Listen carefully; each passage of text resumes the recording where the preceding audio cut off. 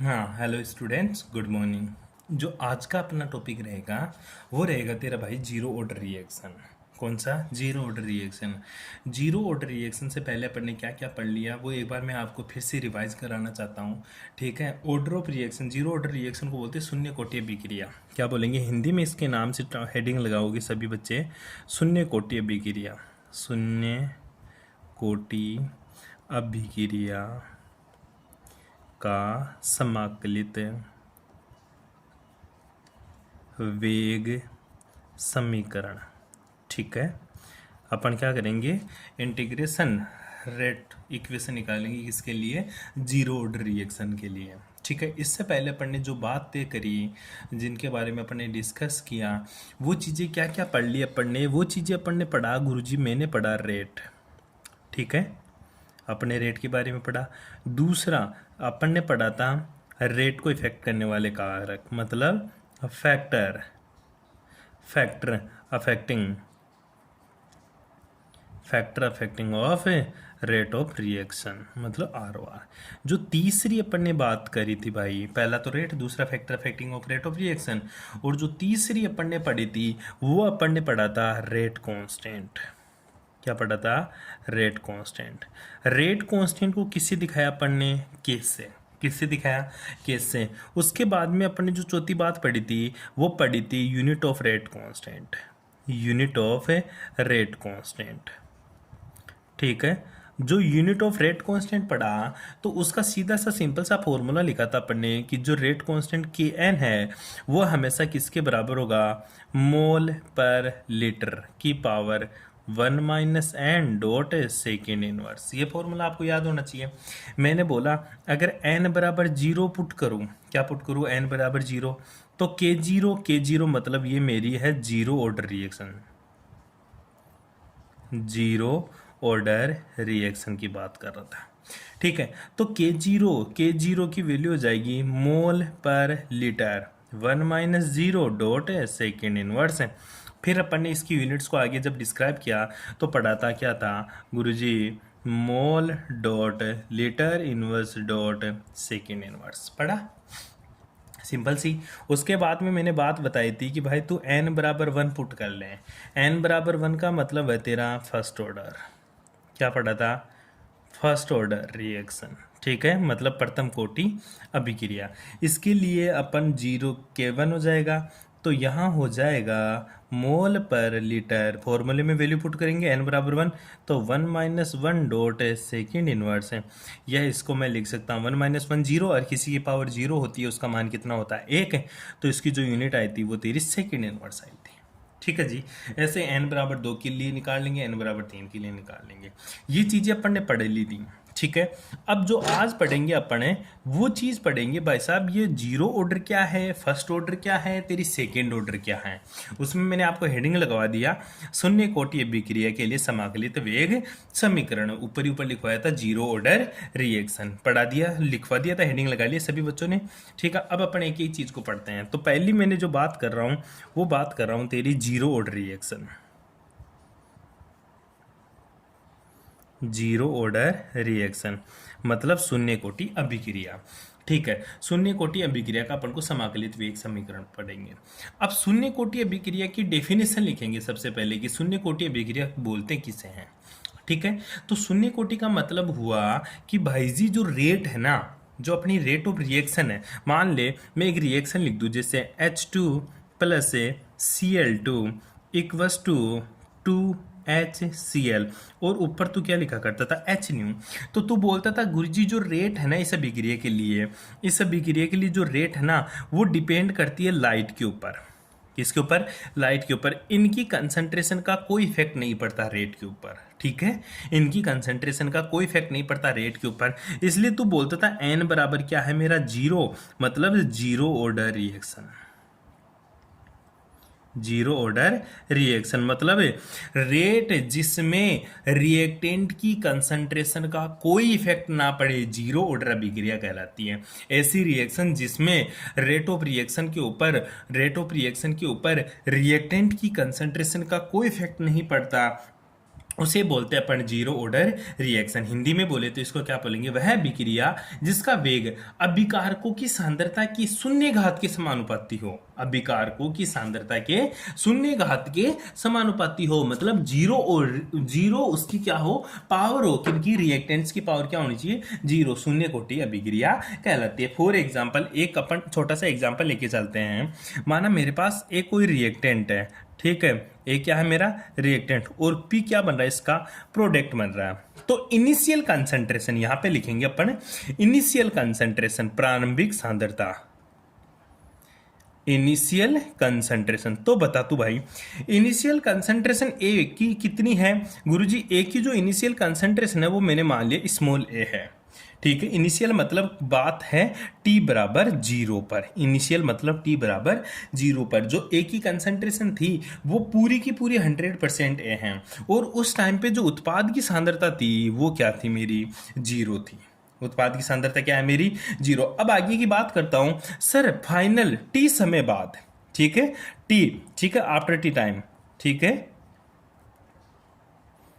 After T time, ठीक है, T समय बाद इसकी कंसंट्रेशन में क्या बदला।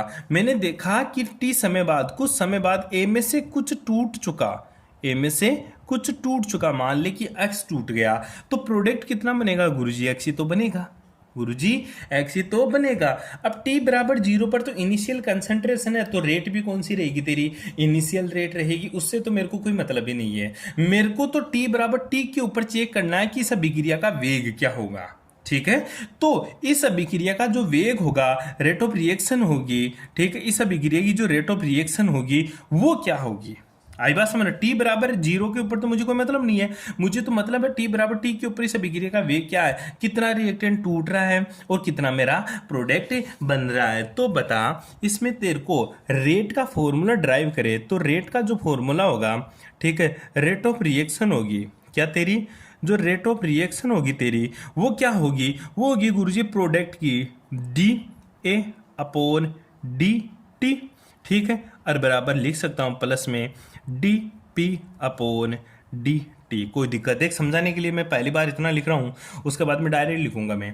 अब जो माइनस का डी अपॉन डी टी मतलब रिएक्टेंट की बात कर रहा है, तो रिएक्टेंट की कंसंट्रेशन आफ्टर टी से बाद में कहता है ए माइनस एक्स, तो मैं इसको ऐसा लिख सकता हूं क्या क्या, माइनस का डी, ए की जगह क्या पुट कर दूं, A minus X upon D T, ठीक है, बराबर प्लस प्लस तो प्लस ही रहेगा, प्रोडक्ट की कितनी है एक्स। अच्छा टी बराबर जीरो पे क्यों नहीं बात कर रहा है, क्योंकि प्रोडक्ट जीरो था तो यहाँ पे जीरो हो जाता। आई बात समझ में, रेट कभी जीरो होती नहीं है, सिंपल सी बात है। इधर देखो टी बराबर इनिशियल रेट ही हमेशा जीरो होती है क्योंकि उस टाइम पे रिएक्टेंट पूरा होता तेरा, तो प्लस है यहाँ पे लिख सकता हूँ D X upon D T, ये रेट ऑफ रिएक्शन लिख सकता हूँ।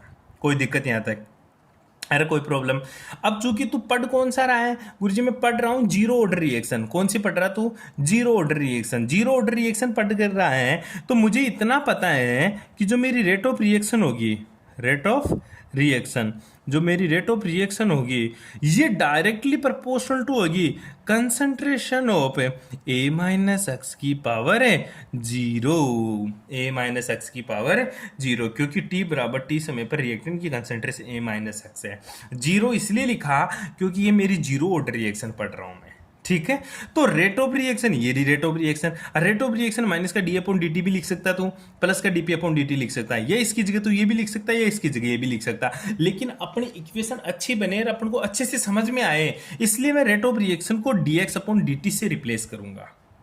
देख रेट ऑफ रिएक्शन की जगह ये भी पुट कर सकता है, ये भी पुट कर सकता है, ये भी पुट कर सकता है, ये भी पुट कर सकता है, क्योंकि सभी बराबर है।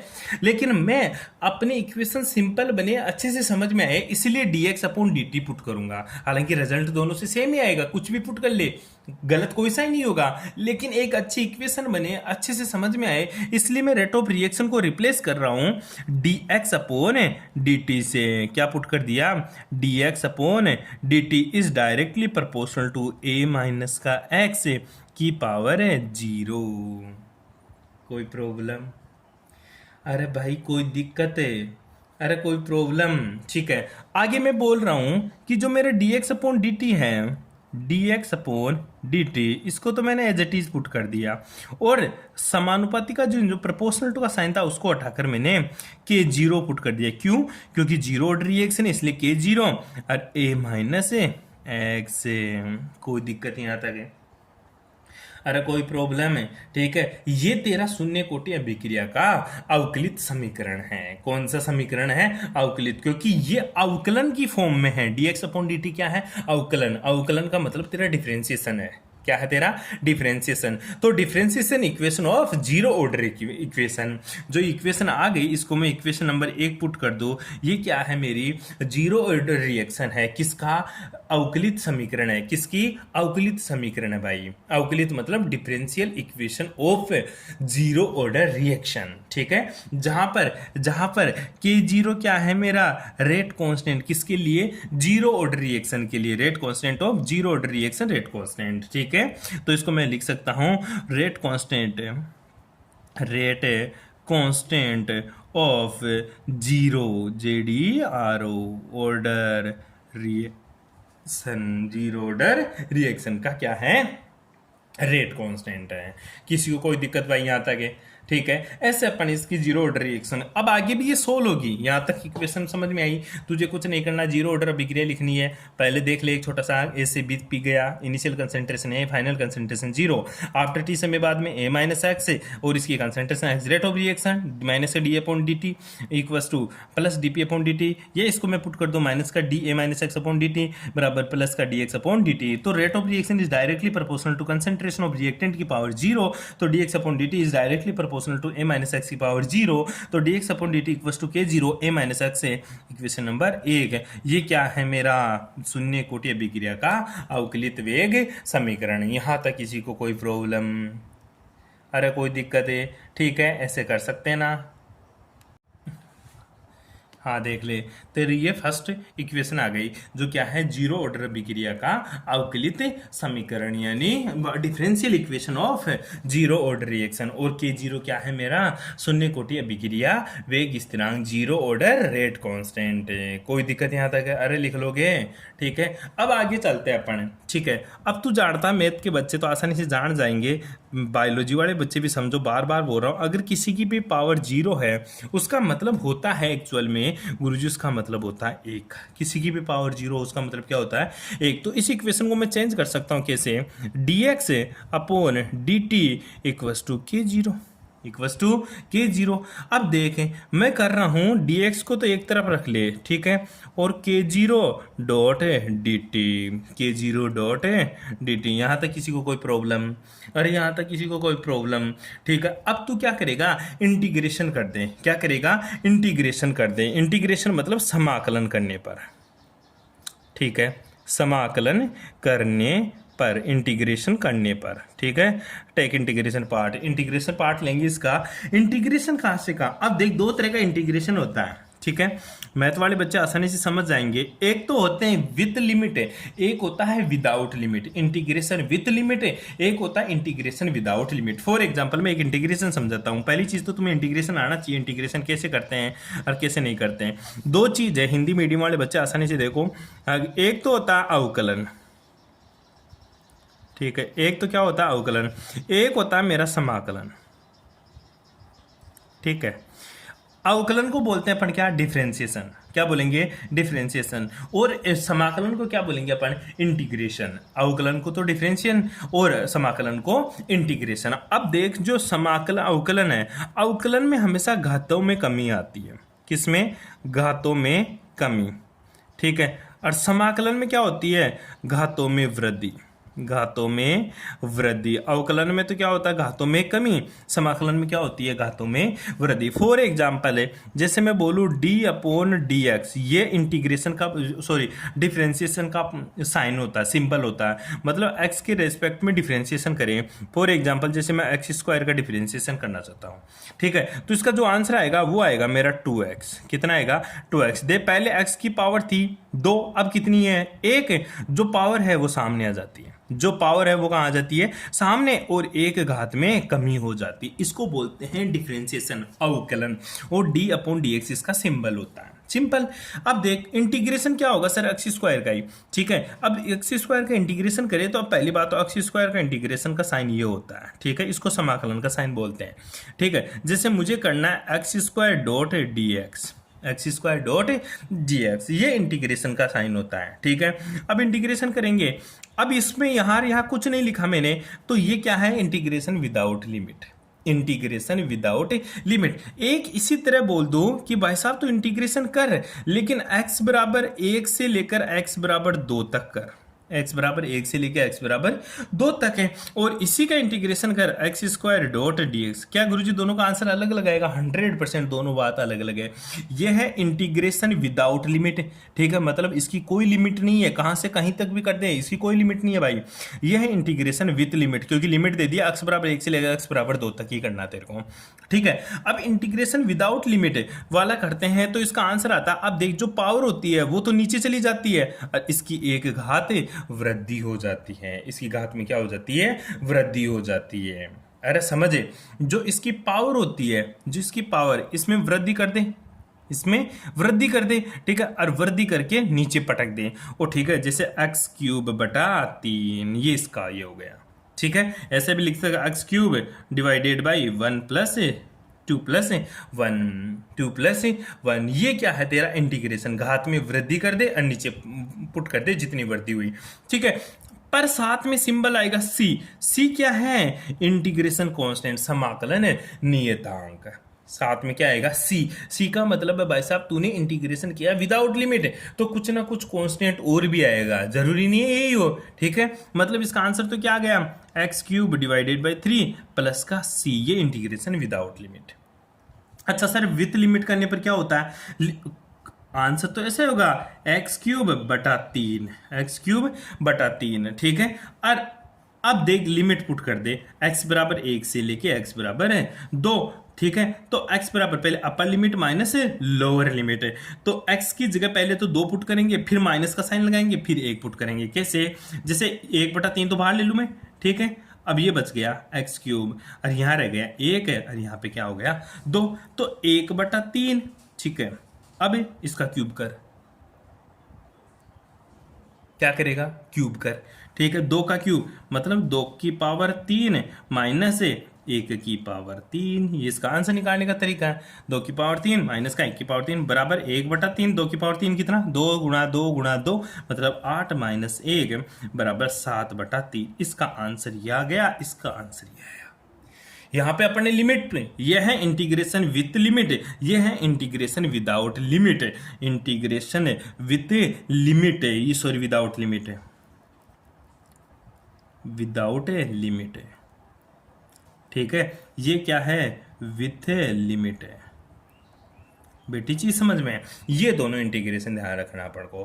क्यों, अच्छा गुरुजी क्यों पढ़ा रहे हो, मैं मैथ क्यों पढ़ा रहे हो, मैथ तो हमारे सिलेबस में नहीं है, हमारे तो बायोलॉजी, हम बायोलॉजी वाले क्यों पढ़े इंटीग्रेशन है, और लिए बेटा अपने केमिकल काइनेटिक्स है और इसमें ये 100% आएगा, ठीक है। इसके बिना आपके आंसर नहीं निकलेंगे, तो प्लीज़ मैथ वाले बच्चों से या किसी से भी आप इस चीज़ को जरूर पढ़े, अवकलन और समाकलन को, ठीक है। इंटीग्रेशन और डिफरेंशिएशन आपको आना ही आना चाहिए। अच्छा कितना आके, थोड़ा बहुत जनरल नॉलेज पता होना चाहिए जितना मैंने दिया नॉलेज, ठीक है, इतना सा ध्यान रखना। अब देख तेरे को क्या करना, समाकलन करना है जी, तेरे को क्या करना है, समाकलन करना है। अब समाकलन करने पर, अब गुरुजी लिमिट या विदाउट लिमिट, विदाउट लिमिट, क्योंकि मैंने तो लिमिट दी नहीं, मैंने तो लिमिट दी नहीं, तो मैं क्या पुट कर रहा हूं, अब इसका समाकलन कर दिया गुरुजी मैंने, ये ले डी एक्स और ये k0 तो क्या मेरा कांस्टेंट, कांस्टेंट का कोई समाकलन नहीं करना, अपन यहाँ पे पुट कर दिया dt। अगर एक है और t के रेस्पेक्ट में समाकलन करेंगे, टी का फंक्शन है, ये फंक्शन टी का तो टी आएगा, ये एक्स का फंक्शन है तो एक्स आएगा। अब देख एक दे, इसके आगे एक है, और मैंने बताया अगर x की पावर 0 है उसका मान कितना आएगा 1, मान लिया यहाँ x की पावर 0 थी तभी तो 1 हुआ होगा, मान लिया अपन ने 1 है, यहाँ पे भी 1 है, तो यहाँ पे भी गुरुजी t की पावर 0 होगी तभी तो 1 होगा, ठीक है। तो इंटीग्रेशन कर रहा है तो एक पावर बढ़ जाएगी, 0 + 1 है, तो इसका तो आंसर क्या आ गया तेरा x बराबर, इधर लिमिट का ये k0, इधर के जीरो। अब यहाँ पे टी की पावर जीरो थी, +1 किया तो क्या आ जाएगा टी, तो इधर क्या आ जाएगा के जीरो टी प्लस ए। तूने इंटीग्रेशन किया है, समाकलन किया है विदाउट लिमिट, तो ये सी, जहाँ पर सी क्या है, समाकलन है, नियतांक है, ये समाकलन स्थिरांक है। सी क्या है मेरा, समाकलन है, स्थिरांक है। कोई दिक्कत यहाँ तक है, ठीक है। तो इस कांस्टेंट का स्पेशल ध्यान रखना आपको कि ये कांस्टेंट क्यों आता है। जब लिमिट आपने सर विदाउट लिमिट किया है तो ये आना ही आना है, ठीक है। लिमिट ले लेते तो कुछ नहीं आता। अच्छा गुरुजी इसको भगाएं क्या, बिल्कुल भगाना पड़ेगा, इसको बिल्कुल भगाना पड़ेगा। तो भगाऊं कैसे, तो भगाऊं कैसे, तुझे क्या करना है भाई, तुझे क्या करना है, शुरू शुरू में अपन इक्वेशन लिखी थी तब मैंने एक चीज बताई थी, ए से क्या गया जीपी प्रोडक्ट, और यहाँ पे लिखा था इनिशियल, इनिशियल मतलब टी बराबर जीरो पर इसकी कंसंट्रेशन ए थी, और यहाँ पे क्या था जीरो, इसकी कंसंट्रेशन तो क्या थी ए थी, और यहाँ पे क्या था जीरो। और टी बराबर टी की बात करा था तो यहाँ पे था ए माइनस एक्स, और यहाँ पे क्या आ गया था एक्स, ठीक है। तो इक्वेशन नंबर ये मेरी 3 आ गई, 2 आ गई सॉरी। तो इक्वेशन नंबर 2 में, इक्वेशन नंबर 2 में मैं टी बराबर जीरो, टी बराबर जीरो पर, टी बराबर जीरो पर एक्स बराबर क्या है जीरो। ओ गुरुजी कैसे पता चला, अरे भाई टी बराबर जीरो पर पूरा का पूरा ए ही था, एक्स तो था ही नहीं ना, तो एक्स था ही नहीं था तो एक्स की वैल्यू क्या हुई होगी, जीरो ही रही होगी। ये देख ले ये रहा जीरो, क्योंकि टी बराबर जीरो पर एक्स बराबर क्या है जीरो, क्योंकि प्रोडक्ट तो कुछ टू बना ही नहीं था। एक्स क्या है, एक्स है dissociation concentration, dissociate concentration, concentration x क्या है यहाँ पे डिसोसिएटेड कंसंट्रेशन, टूटी हुई सांद्रता। टी बराबर जीरो पे तो पूरा का पूरा मेरा रिएक्टेंट था, प्रोडक्ट तो बना ही नहीं था, टूटेगा क्या, कुछ नहीं, कुछ नहीं टूटने वाला, ठीक है। तो टी बराबर जीरो मतलब प्रारंभ में एक्स बराबर क्या है जीरो। ये दोनों कंडीशन इक्वेशन नंबर 2 में पुट कर दे तू, तो देख x बराबर जीरो, ये x बराबर तो जीरो, ये ले गुरुजी जीरो इक्वस टू के नोट टी बराबर जीरो, ये ले टी की जगह भी जीरो, ठीक है, प्लस सी। तो बता ये zero equals to zero plus C, तो सी बराबर क्या आ गया जीरो, सी बराबर क्या आ गया जीरो। तो गुरुजी फिर सी रखा ही क्यों था, जब जीरो आना था तो समाकलन कांस्टेंट, ध्यान दियो ये जीरो ऑर्डर रिएक्शन में ही समाकलन सी बराबर जीरो आता है, अदर किसी में भी जीरो नहीं आएगा, हर किसी में इसकी वैल्यू आएगी, इसीलिए तो समाकलन कांस्टेंट बहुत ज़्यादा इंपॉर्टेंट हो जाता तेरा। कोई प्रॉब्लम, अरे कोई दिक्कत है, आगे देख जब वैल्यू पुट करेंगे इसको इक्वेशन नंबर 3 पुट कर दे, सी बराबर जीरो का मान है, सी बराबर जीरो इक्वेशन नंबर 2 में, 2 में पुट करने पर, पुट करने पर, ठीक है। तो क्या आएगा x बराबर के note T plus zero, plus zero. तुझे तो जीरो ऑर्डर रिएक्शन का रेट कांस्टेंट निकालना है, ठीक है। क्या है x तो क्या है टूटी हुई सांद्रता, के नोट क्या है जीरो ऑर्डर अभिक्रिया का वेग स्थिरांक, ठीक है। ये टी क्या है समय, और ये जीरो, तो x बराबर क्या आ गया के नोट टी, x बराबर क्या आ गया के नोट टी। तो बता के नोट किसके बराबर आया, के नोट आ गया गुरुजी x अपॉन टी, के नोट किसी के बराबर आ गया x अपॉन टी। x क्या है टूटी हुई सांद्रता, x क्या है डिसोसिएट कंसंट्रेशन, x क्या है टूटी हुई सांद्रता मतलब डिसोसिएशन कंसंट्रेशन। ध्यान दियो इस चीज के बारे में, अरे ध्यान दियो, यही जो इक्वेशन आई, ये जो इक्वेशन आई, इसी इक्वेशन को क्या बोलेंगे अपन, इसी इक्वेशन को बोलते हैं, इसी इक्वेशन को बोलते हैं शून्य कोटि अभिक्रिया का समाकलित वेग समीकरण, शून्य कोटि अभिक्रिया का समाकलित वेग समीकरण, integration rate equation for zero order reaction, integration rate law for zero order reaction, शून्य कोटि अभिक्रिया का, शून्य कोटि अभिक्रिया का, शून्य कोटि अभिक्रिया का समाकलित वेग समीकरण है।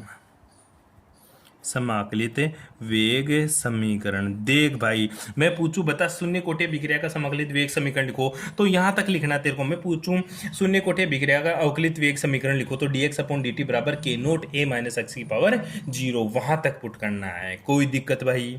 अरे कोई प्रॉब्लम यहाँ तक है? अब यूनिट, अब लिखे unit, unit unit of zero order, zero order reaction. ठीक है, जीरो ऑर्डर अभिक्रिया का जो रेट कांस्टेंट आया उसका यूनिट, तो यूनिट तो मैंने पहले निकालना आपको बता ही दिया था, फॉर्मूला था। और यहाँ पे भी देख ले, जो के नोट आया ऊपर तो एक्स, एक्स क्या सांद्रता, और सांद्रता का मात्रक क्या होता है मोल पर लीटर, और नीचे टी, टी समय, और समय का मात्रक सेकंड। तो इसको लिख सकता है क्या, mole dot litre inverse dot second inverse. ये तो पहले बताया था मैं तेरे को मात्रक, ये तो पहले बताया था। यहां तक तेरे को करके आना भाई, ठीक है, यहां तक जरूर जरूर करके आना, unit of zero order reaction. हाँ देख, शून्य कोटि विक्रिया के लिए अपन ने जो यूनिट थी रेट कांस्टेंट की वो निकाल ली। और अब देख एक इसका ग्राफिकल रिप्रेजेंटेशन देखते हैं, ग्राफीय निरूपण। ठीक है, ग्राफिकल रिप्रेजेंटेशन।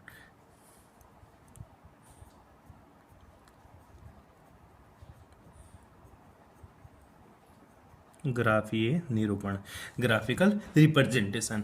अब इसका ग्राफ बनाते हैं गुरुजी, किस तरह से रेट कांस्टेंट और ये इसमें बदलाव हो रहा है। तो जो ग्राफ बनाएंगे ना अपन, ठीक है, वो बनाएंगे x बराबर के टी के बीच में, x बराबर के नोट टी के बीच में। तो ग्राफ बनाएंगे, जो graph between x versus t, ठीक है, x वर्सेस टी। जो पहली चीज देती है, देख ग्राफ बनाने का भी एक तरीका होता है, जो पहले देता है हमेशा वो हमेशा वाई एक्सेस के ऊपर रखते हैं अपन, और दूसरी जो भी चीज देता है वो अपन कहाँ रखते हैं, एक्स एक्सेस के ऊपर रखते हैं। ठीक है, पहली चीज तो हमेशा वाई एक्सेस के ऊपर, क्योंकि ये वाई एक्स है मेरा, ठीक है, और ये कौन सा एक्स है, एक्स एक्सिस है, ठीक है, ये कौन सा है, एक्स, ठीक है।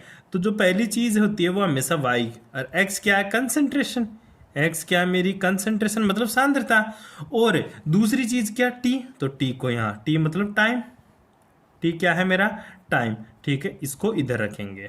ठीक है, अब देख ग्राफ कहां से चलेगा, अब x बराबर जीरो पुट करूं। देख ग्राफ बनने का तरीका, मान मैंने x बराबर जीरो पुट किया, क्योंकि ओरिजिन के ऊपर दोनों जीरो होता है, ठीक है, तो x बराबर जीरो पुट किया तो t बराबर भी क्या आएगा जीरो, क्योंकि जीरो पुट किए करेंगे तो जीरो बराबर के नोट टी, ठीक, और तो टी बराबर भी क्या है जीरो, क्योंकि के नोट तो क्या है मेरा कांस्टेंट, के नोट तो क्या है मेरा कांस्टेंट, और कांस्टेंट कभी जीरो नहीं हो सकता, ठीक है, इसलिए टी बराबर जीरो ही होना पड़ेगा। देख रहे, जब के नोट डॉट टी बराबर जीरो है तो दोनों में से कोई एक जीरो होगा, दोनों में से कोई एक जीरो होगा, तो के नोट तो टी जीरो हो नहीं सकता, क्यों, क्योंकि कांस्टेंट होता है, कांस्टेंट कभी जीरो नहीं होता, नियतांक कभी जीरो नहीं होता, और टी बराबर जीरो पुट करेंगे तो टी बराबर जीरो हो जाएगा। तो ग्राफ कहां से स्टार्ट होगा, बिल्कुल ओरिजिन से, ओरिजिन का मतलब मूल बिंदु से। अगर एक्स का मान बढ़ेगा तो टी का मान भी बढ़ेगा, टी का मान बढ़ेगा तो एक्स का मान भी बढ़ेगा, तो ग्राफ बिल्कुल सीधी रेखा आएगी।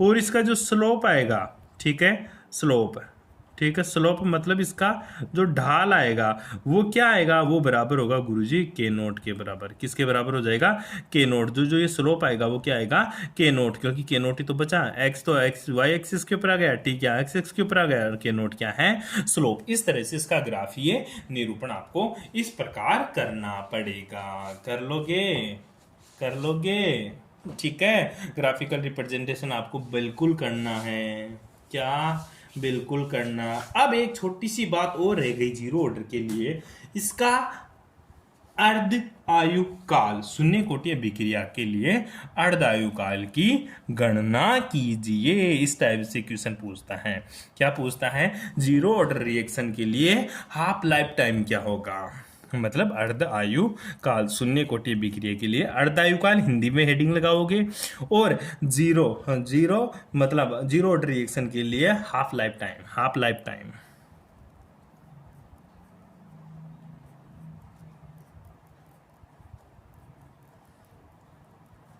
फॉर जीरो ऑर्डर रिएक्शन, ठीक है।